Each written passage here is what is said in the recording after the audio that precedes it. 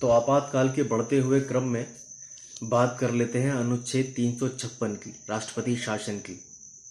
लेकिन उससे पहले 355 हमें देखना पड़ेगा। 355 ये कहता है कि सेंटर की ये ड्यूटी होती है कि वो स्टेट को इन 3 चीज़ों से बचाए। नंबर 1 आपका एक्सटर्नल एग्रेशन, 2 आपका इंटरनल डिस्टर्बेंस, और तीसरा है आपका रेस्पेक्टिंग कॉन्स्टिट्यूशनल पावर्स। मतलब कि सेंटर को ये इंश्योर करना होता है कि स्टेट संविधान के प्रावधानों के अनुसार चलता है या नहीं। हम ये कह सकते हैं कि आर्टिकल 355 सेंटर पर स्टेट को प्रोटेक्ट करने की ड्यूटी इंपोज करता है। 356 क्या कहता है? 356 ये कहता है कि अगर उस स्टेट का गवर्नर प्रेसिडेंट को ये रिपोर्ट करे कि जो स्टेट है वो कॉन्स्टिट्यूशनली गवर्न नहीं हो रहा है, वहाँ पे संविधान के प्रावधानों का कोई आदर नहीं हो रहा है, या राष्ट्रपति खुद किसी अन्य कारण से सेटिस्फाइड हो जाते हैं, तो राष्ट्रपति उस प्रदेश में राष्ट्रपति शासन की घोषणा कर देंगे। एक आर्टिकल 365 है जो ये कहता है कि अगर स्टेट सेंटर के डायरेक्शंस को नहीं मानता है तो भी राष्ट्रपति जो है राष्ट्रपति शासन की घोषणा कर सकते हैं। अब जब राष्ट्रपति शासन की घोषणा होती है तभी ये चली जाती है पार्लियामेंट में कंटिन्यूएंसी के लिए, ये राष्ट्रपति शासन कंटिन्यू होना है या नहीं होना है। राष्ट्रपति शासन कंटिन्यू होना है या नहीं होना है ये तय करता है पार्लियामेंट। पार्लियामेंट की इसमें सिंपल मेजोरिटी चाहिए होती है। सिंपल मेजोरिटी से अगर ये अप्रूव हो जाता है तो राष्ट्रपति शासन 6 महीने के लिए कंटिन्यू हो जाता है। राष्ट्रपति शासन ज़्यादा से ज़्यादा 3 साल के लिए लग सकता है, लेकिन 1 साल के बाद अगर राष्ट्रपति शासन कंटिन्यू करना है तो वहाँ पर 2 कंडीशंस होंगी। एक तो उस समय राष्ट्र में नेशनल आपातकाल लगा हुआ हो, नेशनल इमरजेंसी लगी हुई हो। दूसरा कि जो इलेक्शन कमीशन है वो ये कंफर्म कर दे कि स्टेट में अभी इलेक्शन कराना पॉसिबल नहीं है, तब ये 6-6 महीने करके 3 साल तक एक्सटेंड हो जाएगा। लेकिन पंजाब इसका एक एक्सेप्शन है, वहाँ पर 4 साल के लिए लगा दिया गया था राष्ट्रपति शासन, क्योंकि वो ब्लू स्टार जो ऑपरेशन था वो वहाँ पर चल रहा था, वो उसकी नीड थी, उसकी ज़रूरत थी, इसलिए नीड के हिसाब से लगा दिया गया था। खैर, अगर ये पार्लियामेंट से अप्रूवल नहीं होता है इसका, तो राष्ट्रपति जिस दिन इसकी घोषणा करते हैं उसके 2 महीने के बाद स्वतः समाप्त मान ली जाएगी। और रही बात इसके रिवोकेशन की, तो राष्ट्रपति जब भी चाहें बिना किसी अप्रूवल के इसको समाप्त कर सकते हैं, इसके समापन की घोषणा कर सकते हैं। और हाँ, राष्ट्रपति जब शासन लगा हुआ होता है तो इसमें फंडामेंटल राइट्स पर कोई इफेक्ट नहीं पड़ता है, वो एज इट इज़ बने रहते हैं। राष्ट्रपति शासन में प्रदेश जो गवर्न होता है वो राष्ट्रपति गवर्नर साहब और मुख्य सचिव की सहायता से करते हैं, क्योंकि विधायिका और कार्यपालिका उस समय पर दोनों ही सस्पेंडेड होती है। उत्तर प्रदेश में अब तक 10 बार राष्ट्रपति शासन लग चुका है, लेकिन जो सबसे इम्पोर्टेंट और सबसे इंटरेस्टिंग किस्सा है वो है आपका बाबरी मस्जिद विध्वंस का, डिमोलिशन का, क्योंकि ये किस्सा कंफर्म करता है कि हमारे देश में वोट बैंक के लिए कुछ भी हो सकता है। तो यहाँ शुरू करते हैं इसको शाहबानों से। शाहबानों से इसलिए क्योंकि शाहबानों का जो मैटर है वो राम मंदिर से कनेक्टेड है। अब आप ये देखिएगा कि कनेक्टेड कैसे है, कनेक्टिविटी देखिएगा। शाहबानो एक 62 वर्ष की महिला थी जिन्होंने कोर्ट में केस फाइल किया था गुजारे भत्ते के लिए, क्योंकि उनके हस्बैंड ने उनको 5 बच्चों के बाद तलाक दे दिया था, जो कि मुस्लिम पर्सनल लॉ के हिसाब से लीगल था। अब 8 साल बाद सुप्रीम कोर्ट ने मुस्लिम पर्सनल लॉ के इस कानून को बदलते हुए शाहबानो को गुजारा भत्ता 125 सीआरपीसी के अंदर दे दिया था।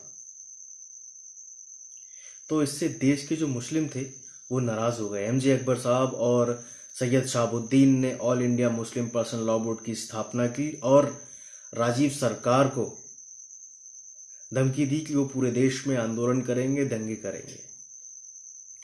राजीव जी भोले भाले प्रधानमंत्री थे, उन्होंने राजनीतिक लाभ के चलते मुसलमानों को खुश करने के लिए सुप्रीम कोर्ट की इंडिपेंडेंसी को चैलेंज कर दिया और कानून पारित करके उनका निर्णय पलट दिया, क्योंकि कांग्रेस उस समय पूर्ण बहुमत में थी। आरिफ मोहम्मद साहब ने इसका विरोध किया, लेकिन उनकी नहीं चली और उन्हें पार्टी से और कैबिनेट से, दोनों से इस्तीफा देना पड़ा। अब इस चीज से हिंदू नाराज हो गया था, क्योंकि राजीव गांधी ने माइनॉरिटी को आउट ऑफ द ट्रैक जाकर बेनिफिट दिया था और राजीव जी जानते थे कि इस समय हिंदू खफा है। तो 85 में राजीव गांधी जी ने हिंदू को खुश करने के लिए विवादित स्थल का, बाबरी मस्जिद का विवादित स्थल का ताला खुलवा दिया था और 86 में निर्मोही अखाड़े की एक पिटीशन पेंडिंग थी, इसमें पूजा के अधिकार की मांग की गई थी। तो वो पिटीशन अलाउ करा दी और 86 में विवादित स्थल पर पूजा करने का अधिकार दे दिया गया था।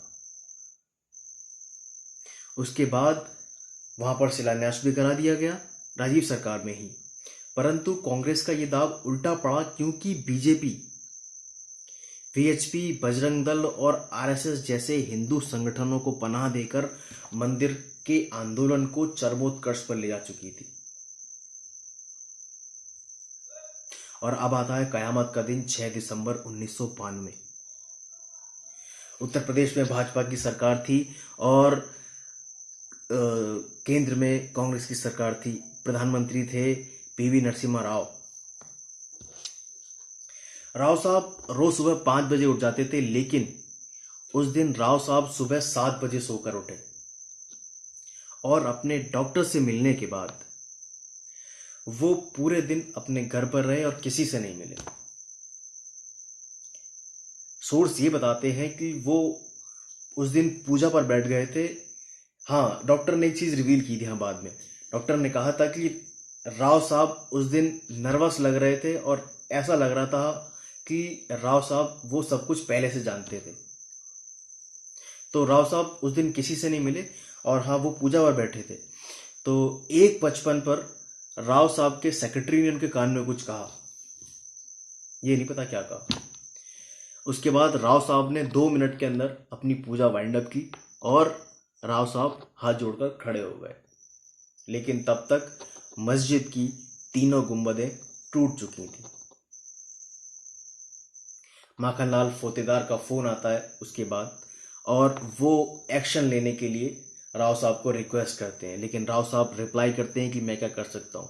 शाम को 6 बजे की मीटिंग रखी जाती है कैबिनेट की, और कैबिनेट की मीटिंग में राव साहब सबको कन्विंस करने की कोशिश करते हैं, लेकिन सब उनसे कन्विंस नहीं हो पाते हैं और राव साहब को मस्जिद के डिमोलिशन का दोषी मान लिया जाता है, क्योंकि राव साहब के खिलाफ पहले से ही कांग्रेस का एक बड़ा खेमा था, जिसमें अर्जुन सिंह, माखनलाल फोतेदार, जाफर शरीफ, अहमद पटेल और सीपीए लीडर्स थे।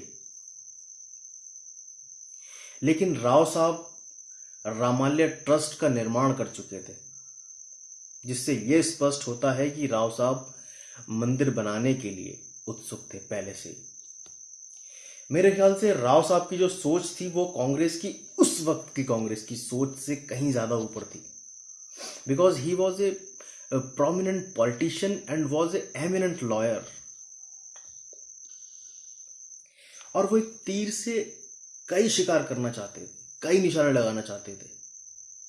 ये कहीं लिखा नहीं है, ये मैंने एनालाइज किया है अपना कि वो क्या क्या निशाने लगा सकते थे उस तीर से।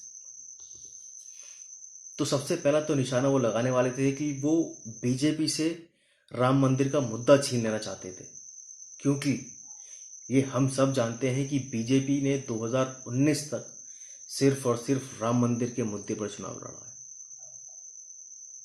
दूसरी चीज, वो मंदिर का निर्माण वहां करना चाहते थे, लेकिन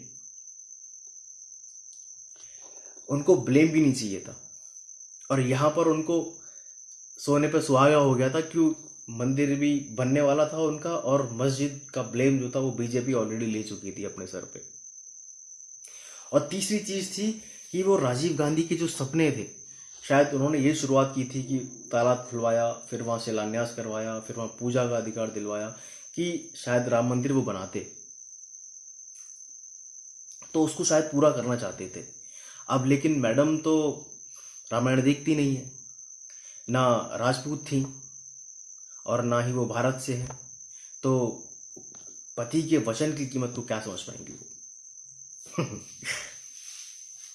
तो इसका रिजल्ट ये हुआ साहब, जब राव साहब कन्विंस नहीं कर पाए कि राव साहब को दिल्ली में क्रिमिशन के लिए जगह तक नहीं मिली, उनको क्रिमिशन के लिए हैदराबाद जाना पड़ा।